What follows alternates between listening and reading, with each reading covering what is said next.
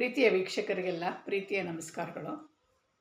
ನಾನು ಇವತ್ತು 9ನೇ ತಿಂಗಳು ವರ್ಗು ಯಾವ ಥರ ಇರಬೇಕು, 7ನೇ ತಿಂಗಳಿಂದ 9ನೇ ತಿಂಗಳವರೆಗೂ ಯಾವ ಥರ ಇರಬೇಕು ಅನ್ನೋದನ್ನು ಸ್ವಲ್ಪ ನಿಮಗೆ ವಿವರಣೆ ಮಾಡಿ ಹೇಳ್ತೀನಿ.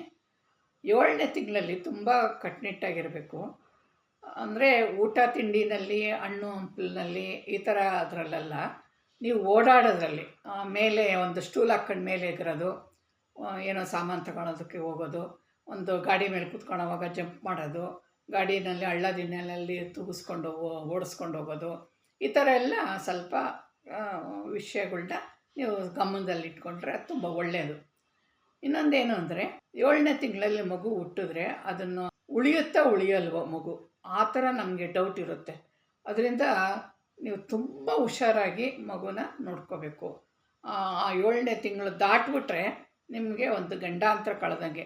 ಮಗು ನಿಮ್ಮ ಹೊಟ್ಟೆನಲ್ಲೇ ಬಲುತ್ತು ಚೆನ್ನಾಗಿ ದಷ್ಟಪುಷ್ಟವಾಗಿ ಆರೈಕೆಯಿಂದ ಬೆಳವಣಿಗೆ ಆಗ್ತದೆ.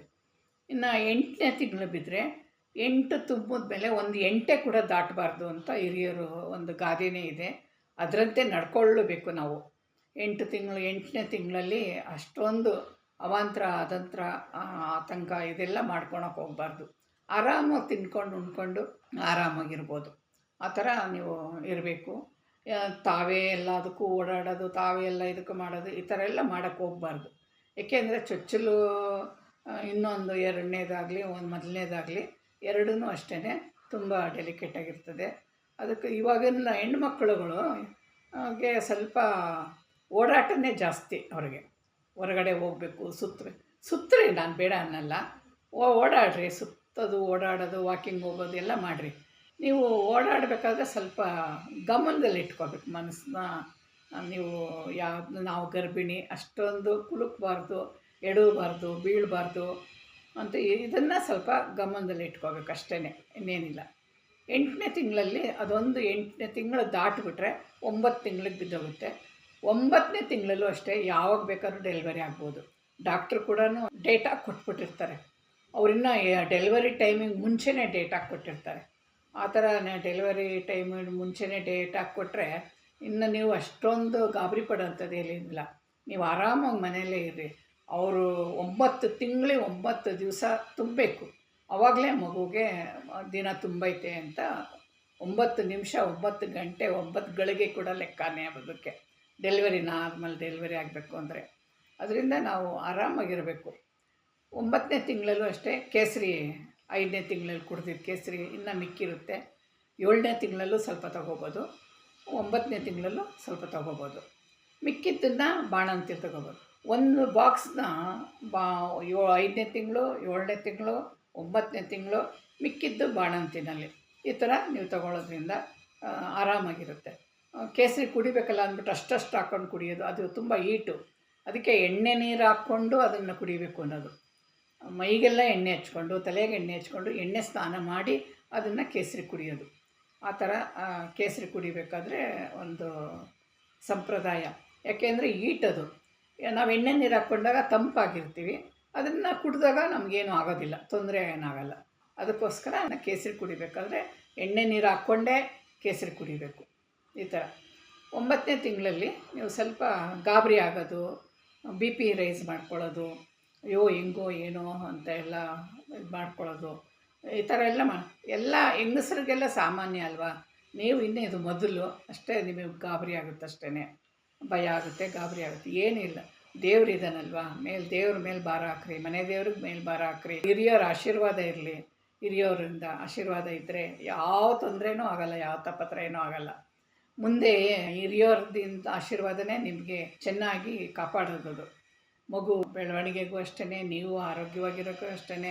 1, 2 ಆಗಬೇಕು ಅಂದರೆ ಹಿರಿಯರ ಆಶೀರ್ವಾದ, ದೇವರ ಆಶೀರ್ವಾದ, ದೇವರ ಬೆಂಬಲ ಇರಬೇಕು ನಿಮಗೆ.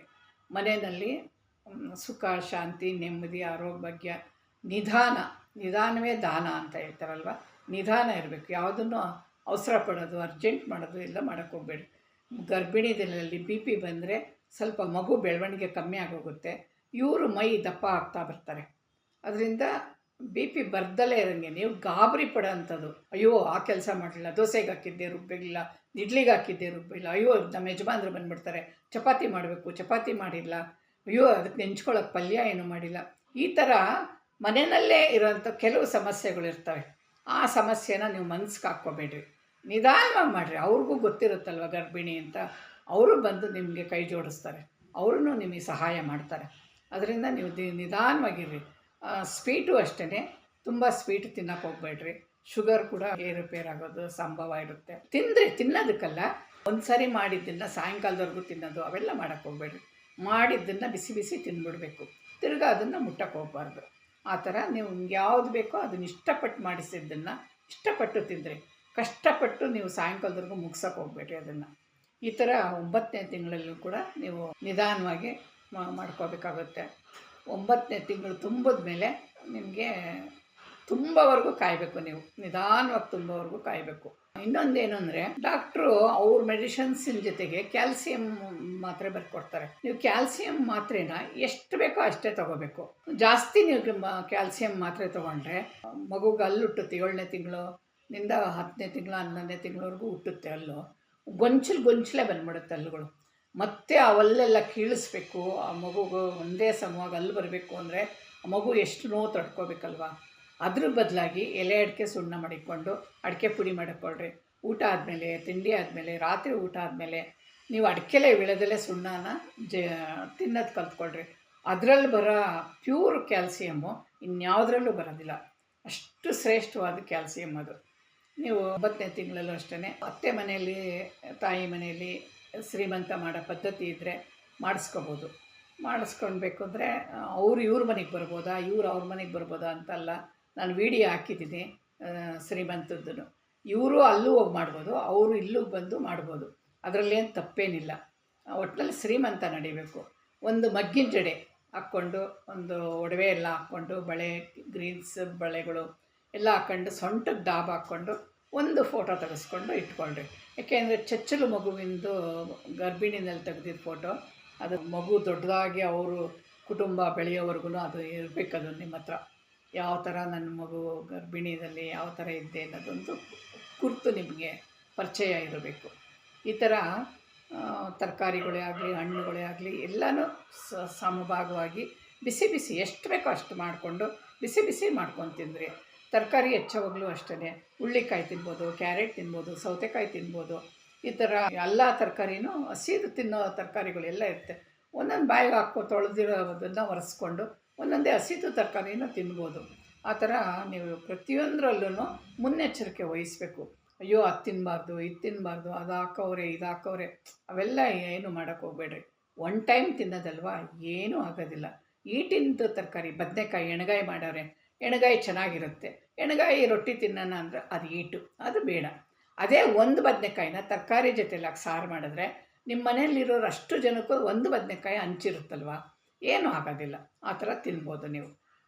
ಬದನೆಕಾಯಿ ಕೂಡ ಕಬ್ಬಿಣ ಅಂಶ ಇರುತ್ತೆ, ಅದನ್ನು ಕೂಡ ನೀವು ತಿಂದು ಇದು ಮಾಡ್ಕೋಬೋದು. ಆಮೇಲೆ ಹೊಟ್ಟೆ ಮೇಲೆ ನೆವೆ ಬಂದುಬಿಡುತ್ತೆ. ಆವಾಗ ಹರಳೆಣ್ಣೆ ಒಂಚೂರು ಅರಶಿನ ಪುಡಿ ಬಿಸಿ ಮಾಡಿಕೊಂಡು ಅದು ಎಲ್ಲೆಲ್ಲಿ ನೆವೆ ಆಗುತ್ತೋ ಅಲ್ಲೆಲ್ಲ ಹಚ್ಕೊಳ್ತಾ ಬಂದರೆ ಅದು ಪಟ್ಟೆ ಬೀಳಲ್ಲ, ಹೊಟ್ಟೆ ಪಟ್ಟೆ ಬೀಳಲ್ಲ. ಅದಕ್ಕೆ ಬದಲಾಗಿ ಡಾಕ್ಟ್ರಿಗೆ ಹೇಳಿದ್ರು ಅಷ್ಟೇ ಒಂದು ಆಯಿಂಟ್ಮೆಂಟ್ ಬರ್ಕೊಡ್ತಾರೆ. ನೀವು ಆಯಿಂಟ್ಮೆಂಟ್ ಕೂಡ ಹಚ್ಚಿದ್ರೆ ಅದು ಪಟ್ಟೆ ಬೀಳಲ್ಲ, ಹೊಟ್ಟೆ ಪಟ್ಟೆ ಬೀಳೋದಿಲ್ಲ. ಇದು ಒಂದು ಗರ್ಭಿಣಿಯರಿಗೆ ಒಂದು ಮುಖ್ಯವಾದ ಅಂಶನೇ. ಊಟ ಆದಮೇಲೆ, ತಿಂಡಿ ಆದಮೇಲೆ ಒಂದು ಸ್ವಲ್ಪ ಬಿಸಿ ಹಾಲು ಒಂದು 2 ಒಳ್ಳೆಯಷ್ಟು ಕುಡಿದ್ರೆ ಅದು ಮಗು ಮೇಲೆ ಗಲೀಜು ಕೂತ್ಕೊಳಲ್ಲ, ನೀಟಾಗಿ ಮಗು ಇರುತ್ತೆ ಅಂತ ಒಂದು ಇದು. ನಿಮ್ಗೆ ಹಾಲು ಕುಡಿಯೋಕ್ಕೆ ಸೇರಲಿಲ್ಲ ಅಂದರೆ ಒಂದು ಸ್ವಲ್ಪ ಬಿಸಿ ನೀರನ್ನ ಕುಡಿಬೋದು. ಅದು ಕೂಡ ಮಗು ಮೇಲೆ ಗಲೀಜು ಕುಂಡ್ರಿಸೋದಕ್ಕೆ ಅವಕಾಶ ಕೊಡೋದಿಲ್ಲ. ಆವಾಗ ಮಗು ಚೆನ್ನಾಗಿ ಇದಾಗುತ್ತೆ. ಇನ್ನೊಂದೇನು ಅಂದರೆ, ನಾವು ಏನು ಇಷ್ಟಪಡ್ತೀವೋ ಅದು ಯಾವ ಥರ ಹೇಳಬೇಕು, ಫಸ್ಟ್ ಕ್ವಾಲಿಟಿದಾಗಬೇಕು ಅಂತ ಒಂದು ಹೇಳ್ತೀನಲ್ವ, ಆ ಥರ ಚೆನ್ನಾಗಿರಬೇಕು, ಸೂಪರಾಗಿರಬೇಕು. ಆ ಥರದ್ದೇ ನೀವು ಪದಾರ್ಥಗಳನ್ನ ಸೇವನೆ ಮಾಡೋದ್ರಿಂದ ಮಗು ಕೂಡ ನಿಮಗೆ ರಾಜ್ಕುಮಾರ್ನಂಥ ಮಗು, ರಾಣಿ ಅಂತ ಮಗು ನಿಮಗೆ ಕೈ ಬಂದು ಸೇರುತ್ತೆ.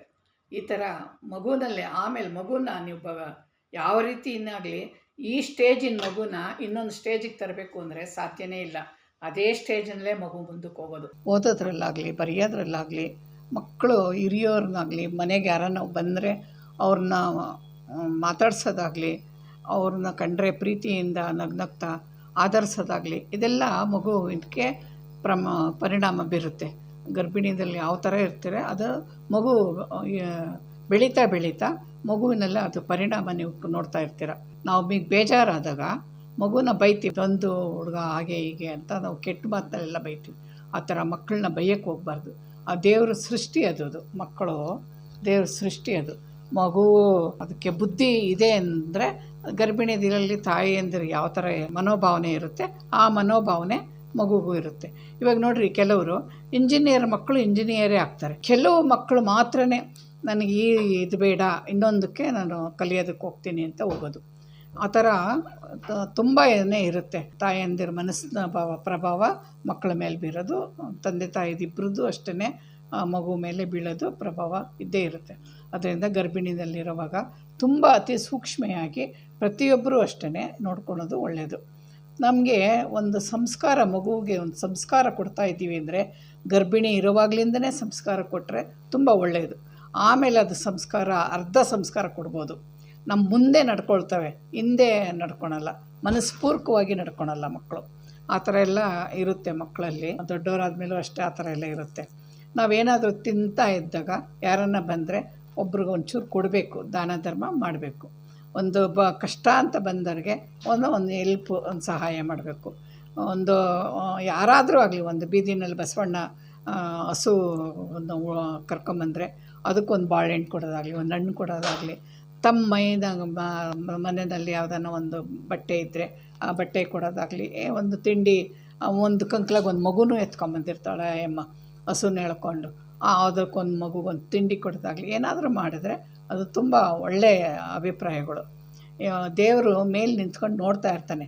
ಮಗುವಿಗೆ ಒಂದು 9ನೇ ತಿಂಗಳಲ್ಲಿ ಮಗುವಿನ ಹಣೆ ಬರ ಬರೀತಾನೆ ದೇವರು. ಆವಾಗ ಈ ತಾಯಿ ಇದ್ದಕ್ಕಿದ್ದಂಗೆ ನಿದ್ದೆ ಮಾಡಿಬಿಡ್ತಾಳೆ. ಕೂತಿದ್ರಲ್ಲಿ ಹಂಗೆ ನಿದ್ದೆ ಮಾಡ್ತಾಳೆ, ಯಾರ ಹತ್ರ ಮಾತಾಡ್ತಾ ಇರಲಿ ಹಂಗೆ ತೂಗಿಸ್ಬಿಡೋದು. ಅದೆಲ್ಲ ಇದಿಯಮ್ಮನ ಪ್ರಭಾವ, ಇದಿಯಮ್ಮ ಹಣೆ ಬರ ಬರೆಯೋದು. ಆವಾಗ ನಾವು ಇದ್ದಕ್ಕಿದ್ದಂಗೆ ಗರ್ಭಿಣಿದಿರು ಯಾರನ್ನ ನಿದ್ದೆ ಮಾಡಿದ್ರೆ ಅವ್ರು ನೆಪ್ಸಕ್ಕೆ ಹೋಗ್ಬಾರ್ದು. ಅದು ಪೂರ್ತಿ ಫಲ ಬರೀಬೇಕು ಅವರು, ಅದಷ್ಟು ಕದೆ ಆಮೇಲೆ ಎಚ್ಚರ ಆಗುತ್ತೆ ಅವ್ರಿಗೆ. ಆ ಥರ ಎಚ್ಚರ ಆಗೋದು ಅಂದರೆ ಬೇರೆ ಕಾಯಿಲೆ ಬಂದು ಇದಾಗೋರೆ ಅಂತಲ್ಲ, ನಿದ್ದೆ ಮಾತಾಡ್ತಾ ಇರ್ತಾರೆ ಹಂಗೆಯೇ ತೂಗಿಡಿಸಿ ಹೊರ್ಕೊಂಡು ನಿದ್ದೆ ಮಾಡೋದು.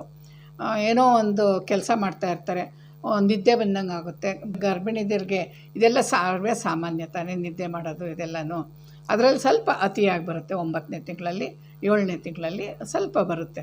ಕೆಲವ್ರಿಗೆ 7ನೇ ತಿಂಗಳಲ್ಲಿ ಬರೋದು ಡೆಲಿವರಿ ಆಗೋಕ್ಕಿದ್ರೆ ಮಾತ್ರ ಇದೆಯಮ್ಮ 7ನೇ ತಿಂಗಳಲ್ಲಿ ಹಣೆ ಬರ ಬರೆಯೋದು, 9ನೇ ತಿಂಗಳಲ್ಲೇ ಬರೆಯೋದು, ಕೆಲವ್ರಿಗೆ 7ನೇ ತಿಂಗಳಲ್ಲಿ. ಈ ಥರ ಎಲ್ಲ ಇರುತ್ತೆ. ಆವಾಗ ಸ್ವಲ್ಪ ಸೂಕ್ಷ್ಮೆಯಾಗಿ ನೋಡ್ಕೊಳ್ಳೋದು ಒಳ್ಳೆಯದು. ಯಾರಾದರೂ ಗೃಹಪ್ರವೇಶ ಮಾಡಿದ್ರೆ ಹೋಮ ನಡೆಸ್ತಾರೆ, ಅಂಥ ಕಡೆ ಹೋಗಬಾರ್ದು. ದೇವಸ್ಥಾನದಲ್ಲಿ ಹೋಮ ಮಾಡ್ತಾರೆ, ಅದ್ರ ಕಡೆ ಹೋಗಬಾರ್ದು. ಯಾರಾದರೂ ಸತ್ತೋಗಿರ್ತಾರೆ ಅವ್ರನ್ನ ನೋಡ್ಕೊಂಬರಕ್ಕೆ ಹೋಗೋದು, ಅವ್ರ ತಿಥಿ ಊಟ ಮಾಡೋಕ್ಕೆ ಹೋಗಬಾರ್ದು. ಈ ಥರ ಅಶುಭಗಳದನ್ನ ಸ್ವಲ್ಪ ನಿಷೇಧನ ಮಾಡಿದ್ರೆ ಒಳ್ಳೆಯದು. ಒಬ್ರಿಗೇನಾದರೂ ಒಂದು ಸಹಾಯ ಮಾಡ್ತೀವಿ ಅಂತಂದರೆ ಅದನ್ನು ಬೇರೆಯವ್ರ ಮುಖಾಂತರ ಹೇಳ್ಕಳಿಸಿ ಸಹಾಯ ಮಾಡೋದಲ್ಲ, ನೀವೇ ಡೈರೆಕ್ಟಾಗಿ ನೀವೇ ಮಾಡಿದ್ರೆ ಒಳ್ಳೆಯದು. ನಿಮ್ಮ ಮನೆಯವರಾಗಲಿ ನೀವು ಆಗಲಿ, ನಿಮ್ಮ ಹೆಸರಿನಲ್ಲಿ ಮನೆಯಲ್ಲಿ ದೊಡ್ಡವ್ರು ಮಾಡಿದ್ರು ಒಳ್ಳೆಯದೇ. ಒಂದು ದೇವಸ್ಥಾನಕ್ಕೆ ಹೋಗಿ ಬರೋದು, ಒಂದು ಅರ್ಚನೆ ಮಾಡಿಸೋದು, ಆ ಅರ್ಚನೆ ಪೂರ್ತಿ ಆಗೋವರೆಗೂ ಕಣ್ತುಂಬ ದೇವ್ರನ್ನ ನೋಡೋದು, ಒಂದು ಪ್ರಸಾದ ಕೊಟ್ಟರೆ ಅದನ್ನು ಕಣ್ಣಿಗೊತ್ಕೊಂಡು ತಿನ್ನೋದು, ಇದೆಲ್ಲ ತಾಯಿ ಸಂಸ್ಕಾರ ಮಗುವಿಗೆ ಹೇಳ್ಕೊಡೋದು. ನಡವಳಿಕೆ, ರೀತಿ ನೀತಿ. ವಿಪರೀತ ಜಗಳ ಆಡ್ತಾ ಇರ್ತಾರೆ, ವಿಪರೀತ ಕಿತ್ತಾಡ್ತಾ ಇರ್ತಾರೆ. ಮನೆಯಲ್ಲಿ ಯಾರೋ ಒಬ್ಬರು ದೊಡ್ಡವರು ಚಿಕ್ಕವರು ಯಾರೋ ಒಬ್ರು ಕುಡಿದು ಬರ್ತಾ ಇರ್ತಾರೆ. ಅಂಥ ವಾತಾವರಣಕ್ಕೆಲ್ಲ ನೀವು ಕಿವಿ ಕೊಡಬಾರ್ದು. ಸೀದಾ ನೀವು ಹೋಗಿ ದೇವ್ರ ಮುಂದೆ ಕೂತ್ಕೊಳ್ಳೋದು, ಸುಮ್ಮನೆ ಎಲ್ಲ ಬಾಗಿಲು ಹಾಕ್ಕೊಂಡು ಮಲಕ್ಕೊಳೋದು, ಇಲ್ಲ ಒಂದು ಸ್ವಲ್ಪ ಹೊತ್ತು ಆಚೆಗೆ ಹೋಗಿ ಯಾರ ಹತ್ರನ ಮಾತಾಡ್ಕೊಂಡು ನಿಂತ್ಕೊಳ್ಳೋದು ಅಥವಾ ಆಚೆಗೆ ಹೋಗಿ ಕೂತ್ಕೊಳ್ಳೋದು, ಈ ಥರ ಮಾಡಿರಿ. ಅಂಥ ವಾತಾವರಣಗಳನ್ನ ನೀವು ನೋಡೋಕ್ಕೆ ಹೋಗ್ಬೇಡ್ರಿ. ನೋಡೋದಾಗಲಿ ಕೇಳಿಸ್ಕೊಳೋದಾಗಲಿ ಮಾಡೋಕ್ಕೆ ಹೋಗ್ಬಾರ್ದು. ಆವಾಗ ನಿಮಗೆ ಒಳ್ಳೆಯದಾಗುತ್ತೆ. ಮಗುವಿನ ಮನಸ್ಸನ್ನು 9 ತಿಂಗಳು ನಾವು ಸುಧಾರಿಸಿ ಹೊಟ್ಟೆಯಿಂದ ಹೊರಗಡೆ ಪ್ರಪಂಚಕ್ಕೆ ಬಂದಾಗ ಅದು ಮಗುವಿನ ವಾತಾವರಣ ಹೊಟ್ಟೆನಲ್ಲಿ 9 ತಿಂಗಳು ಯಾವ ಥರ ಬೆಳೆದಿರುತ್ತೆ ಅದೇ ವಾತಾವರಣ ಮಗು ದೊಡ್ಡದಾದ್ಮೇಲೆ ನಡವಳಿಕೆ ಬರೋದು, ನಡ್ಕೊಳ್ಳೋದವರು. ಇದನ್ನೆಲ್ಲ ನಿಮ್ಗೆ ಯಾಕೆ ಹೇಳ್ತಾ ಇದ್ದೀನಿ ಅಂದರೆ, ಒಬ್ಬರನ್ನ ನೋಡಿ ಕಲಿಯೋದೆಷ್ಟೋ ಇರುತ್ತೆ, ಒಬ್ರನ್ನ ಕೇಳಿ ಕಲಿಯೋದೆಷ್ಟೋ ಇರುತ್ತೆ. ನಮ್ಮಷ್ಟು ನಾವೇ ಎಷ್ಟೋ ಸಮಾಧಾನ ಮಾಡ್ಕೊಳ್ಳೋದಿರುತ್ತೆ, ಅಯ್ಯೋ ನಾವು ಸಮಾಧಾನವಾಗಿರಬೇಕು ಅಂತ. ಆಮೇಲೆ ಇನ್ನೊಬ್ಬರು ಯಾರೋ ಊರಿಂದ ಬರ್ತಾರೆ, ಅವ್ರ ಮನೇದು ಹೆಂಗೆ ಸಮಾಚಾರ, ಇವ್ರ ಮನೇದು ಹೆಂಗೆ ಅವೆಲ್ಲ ಕೇಳೋಕ್ಕೆ ಹೋಗ್ಬಾರ್ದು ಗರ್ಭಿಣಿದಿರು. ಅವೆಲ್ಲ ನಮ್ಗೆ ಯಾಕೆ? ಯಾರೋ ಬಂದಿರ್ತಾರೆ, ಕೂತ್ಕೊಳ್ತಾರೆ, ದೊಡ್ಡೋರು ಇರ್ತಾರಲ್ವ, ಅವ್ರ ಹತ್ರ ಕಷ್ಟ ಸುಖ ಮಾತಾಡ್ತಾರೆ, ಹೋಗ್ತಾರೆ. ಅವ್ರು ಬಂದ್ರಿ, ಊಟ ತಿನ್ನಿ, ಕಾಫಿ ಕುಡೀರಿ, ಕೂತ್ಕೊಳ್ರಿ, ನಿಂತ್ಕೊಳ್ರಿ, ಅವರು ಉಪಚಾರ ಮಾಡಿರಿ. ಆಮೇಲೆ ಹೋಗೋವಾಗ ಕುಂಕುಮ ಕೊಡೋದು, ತಾಂಬೂಲ ಕೊಡೋದು, ಕಾಲಿಗೆ ನಮ್ಮ ಹಿರಿಯರಾಗಿದ್ದರೆ ಕಾಲಿಗೆ ನಮಸ್ಕಾರ ಮಾಡೋದು ಮಾಡಿ. ಅದೆಲ್ಲ ಒಳ್ಳೆಯದೇ. ಹಿರಿಯರ ಆಶೀರ್ವಾದ ಯಾವಾಗಲೂ ಒಳ್ಳೆಯದೇ. ಮನೆಯಲ್ಲಿ ಹಿರಿಯವ್ರ ಮನೆಯಲ್ಲಿ ಇದ್ದಾರೆ ಅಂದರೆ ಅವ್ರು ದೇವ್ರಿಗೆ ಕೈ ಮುಗಿಬೇಕು ಅಂದರೆ ತಮ್ಮ ಮಕ್ಕಳು ಸಹ ಕುಟುಂಬಕ್ಕೆ ಒಳ್ಳೆಯದಾಗಲಿ ಅಂತಲೇ ದೇವ್ರಿಗೆ ಕೈ ಮುಗಿಯೋದು. ಇಷ್ಟು ನಮಗೆ ಗೊತ್ತಿರೋ ವಿಷಯಗಳು ಹೇಳಿದ್ದೀನಿ. ಇನ್ನೂ ಎಷ್ಟೋ ವಿಷಯಗಳು ಬೇರೆ ಬೇರೆ ವೀಡಿಯೋಗಳಲ್ಲೆಲ್ಲ ಇದೆ. ಅದನ್ನೆಲ್ಲ ನೋಡಿ ನೀವು ಅದನ್ನೆಲ್ಲ ಸಮರ್ಥಿಸ್ಕೊಂಡು ಅದೆಲ್ಲ ವಿಚಾರಣೆಯನ್ನು ನಿಮ್ಮ ಗಮನಕ್ಕೆ ತಗೊಂಡು ಎಲ್ಲನೂ ಅನುಕೂಲವಾಗೋ ಥರ ನೀವು ನಡ್ಕೊಳ್ರಿ. ಈ ವಿಡಿಯೋನ ಶೇರ್ ಮಾಡಿ, ಲೈಕ್ ಮಾಡಿ, ಸಬ್ಸ್ಕ್ರೈಬರ್ ಆಗಿರಿ. ಈ ವಿಡಿಯೋನ ಎಲ್ಲ ನಿಮ್ಮ ಫ್ರೆಂಡ್ಸ್ ರಿಲೇಷನ್ಗೆಲ್ಲ ಶೇರ್ ಮಾಡಿ. ಎಲ್ಲ ಒಳ್ಳೆಯದಾಗಲಿ. ಎಲ್ಲರಿಗೂ ನಮಸ್ಕಾರ.